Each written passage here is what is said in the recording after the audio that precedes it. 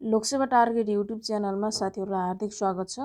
आज मिति 2078 साल असोज महिनाको 13 गते बुधबारको दिन गोरखापत्र ज्ञानसागर पृष्ठमा छापिएका लोकसेवा सामग्री अन्तर्गत अति महत्त्वपूर्ण वस्तुगत प्रश्नोत्तर लिएर म उपस्थित भएकी छु। लागौ यो वस्तुगत प्रश्नोत्तरतर्फ 1 नम्बरमा रहेको छ, मानव बेचबिखन तथा ओसार पसार विरुद्धको राष्ट्रिय दिवस कहिले मनाइन्छ? भदौ 20 यसको सही उत्तर रहेको छ। मानव बेचबिखन मुक्त समाज हाम्रो प्रतिबद्धता, सबैको प्रयास र ऐक्यबद्धता भन्ने नाराका साथ 2078 साल भदौ 20 मा यो दिवस मनाइएको छ। सन् 2002 मा काठमाडौँमा सम्पन्न 11औं सार्क शिखर सम्मेलनबाट पारित महिला तथा बालबालिका बेचबिखन विरुद्धको सार्क महासन्धि 2002 लाई विक्रम सम्वत 2063 भदौ 20 गते तत्कालीन प्रतिनिधि सभाबाट अनुमोदन गरेको दिनलाई स्मरण गर्दै हरेक वर्ष भदौ 20 गतेलाई मानव बेचबिखन विरुद्धको राष्ट्रिय दिवसका रूपमा मनाउन थालिएको हो। दोस्रो प्रश्नमा रहेको छ, युरोपकै पहिलो महिला बहुमत संसदयुक्त मुलुक कुन हो? आइसल्यान्ड यसको सही उत्तर रहेको छ। हालै सम्पन्न निर्वाचनमा कुल 63 सिटमध्ये 52% सिटमा महिला निर्वाचित भएका छन्।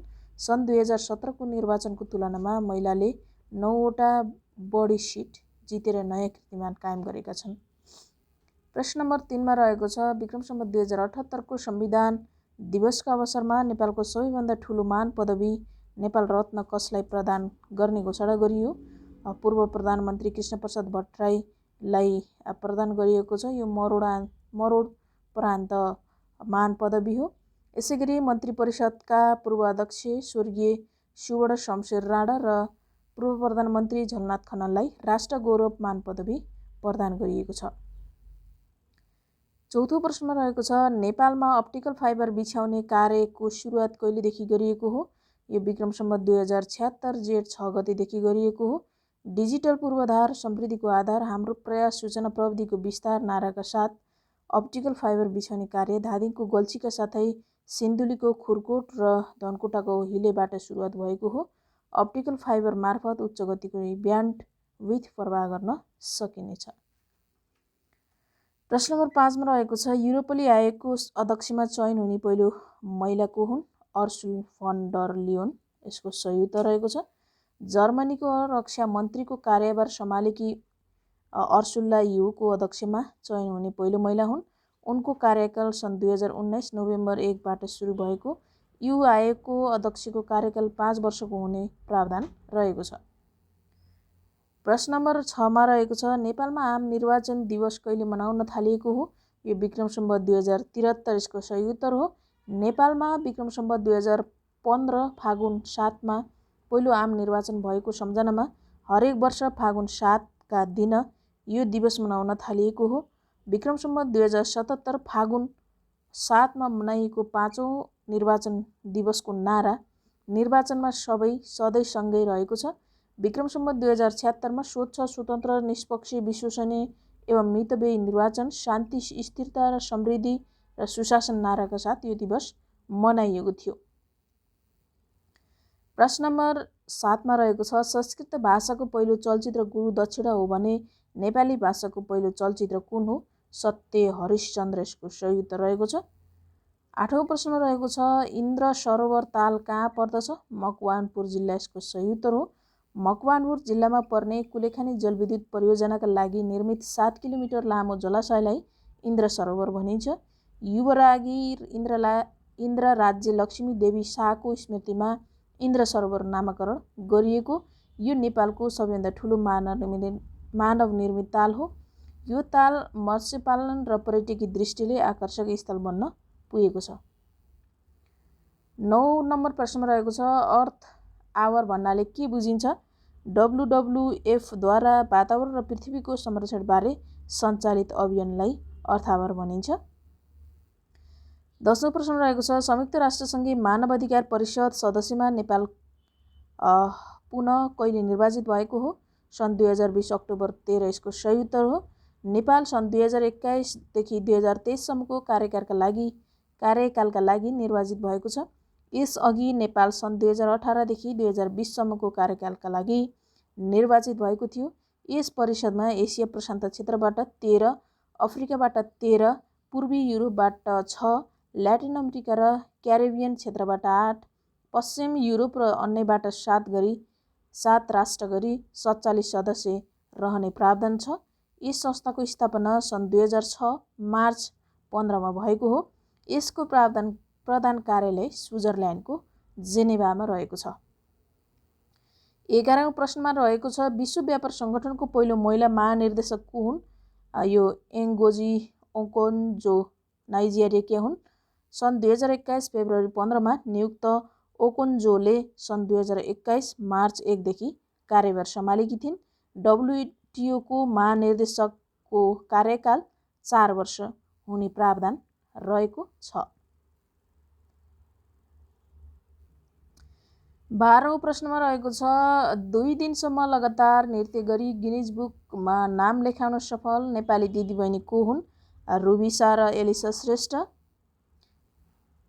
प्रश्न नम्बर 13 मा रहेको छ असंलग्न आन्दोलनको प्रथम शिखर सम्मेलन कहिले र कहाँ सम्पन्न भएको हो? सन् 1961 सेप्टेम्बर 1 देखि 6 सम्म बेलग्रेड युगोस्लाभिया।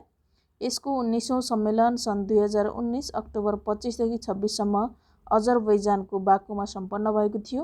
हाल यस संस्थाका सदस्य राष्ट्रको सङ्ख्या 120 रहेको छ। त्यसैगरी 17 पर्यवेक्षक राष्ट्र र 10 पर्यवेक्षक संस्था रहेका छन्। 14औं नम्बर प्रश्नमा रहेको छ ब्रिक्सको 13औं सम्मेलन कहिले र कहाँ सम्पन्न भएको हो? सन् 2021 मार्च 27 भारतमा सम्पन्न भएको हो। ब्रिक्सको 12औं सम्मेलन सन् 2020 जुलाई 21 देखि 23 सम्म रुसमा भिडियो कन्फरेन्सद्वारा सम्पन्न भएको थियो।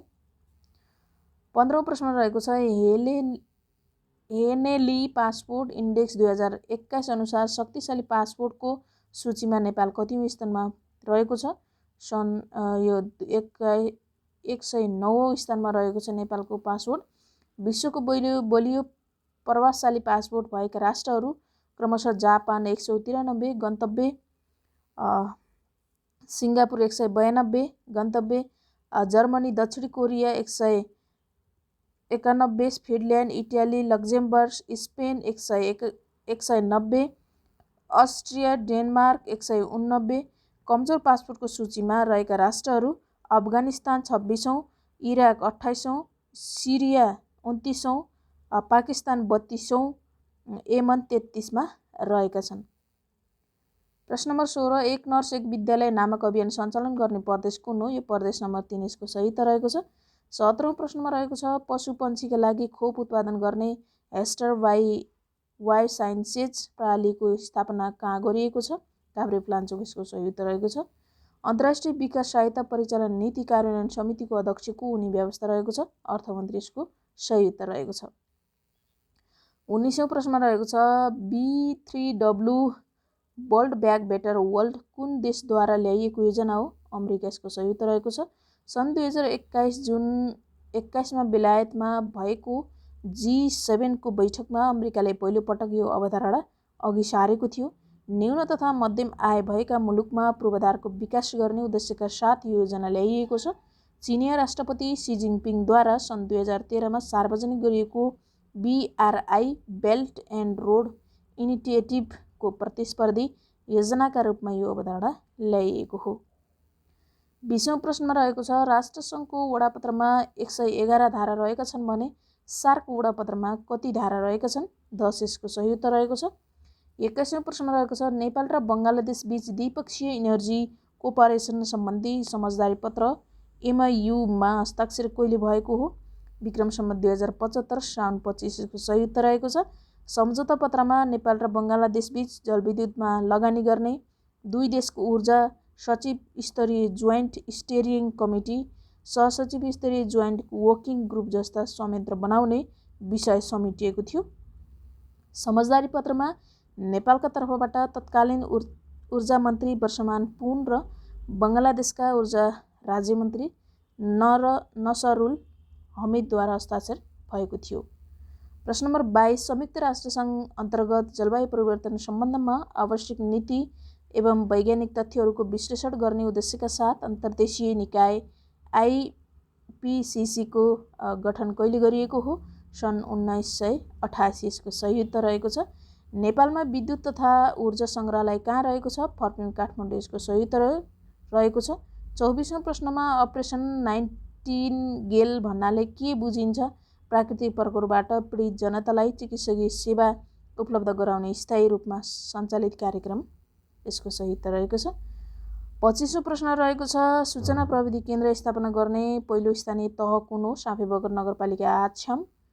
फाइनेन्सियल एक्सन टास्क फोर्सको पूर्ण सदस्यता प्राप्त गर्ने पहिलो अरब मुलुक कुन हो? साउदी अरब। यसको सही उत्तर रहेको छ। विश्व कला परिषदले ललितपुर महानगरपालिकालाई कतिऔं कला नगरीका रूपमा घोषणा गरेको हो? 35। यसको सही उत्तर रहेको छ। इन्डोनेसियाको मुद्रालाई रुपियाँ भनिन्छ भने मलेसियाको मुद्रालाई के भनिन्छ? रिङ्गिट। यसको सही उत्तर रहेको छ। 29औं प्रश्नमा रहेको छ, मध्यकालमा सुदूरपश्चिममा 22 राज्य थिए भने मध्य क्षेत्रमा कस्ता राज्य थिए? 24 राज्य। यसको सही उत्तर रहेको छ।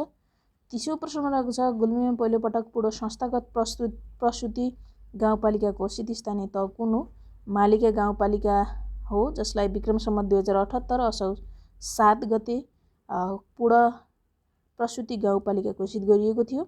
नेपाल सरकारको स्थानीय तह स्वास्थ्य कार्यक्रम सञ्चालन निर्देशिका बमोजिमका मापदण्ड पूरा गरे पश्चात गाउँपालिकालाई पूर्ण संस्थागत प्रसुति गाउँपालिका घोषणा गरिएको हो। यस गाउँपालिकाका सबै वडामा बर्थिङ सेन्टर रहेका छन्। यसको प्रस्तुतकर्ता हुनुहुन्थ्यो टङ्क केसी। साथीहरूले अझै पनि हाम्रो लोकसेवा टार्गेट युट्युब च्यानललाई सब्सक्राइब गरेर जोडिनु भएको छैन भने सब्सक्राइब गरेर जोडिनुहोला र छेउमै रहेको बेल आइकनलाई प्रेस गरी अल नोटिफिकेसनमा प्रेस गर्न पनि नभुल्नुहोला।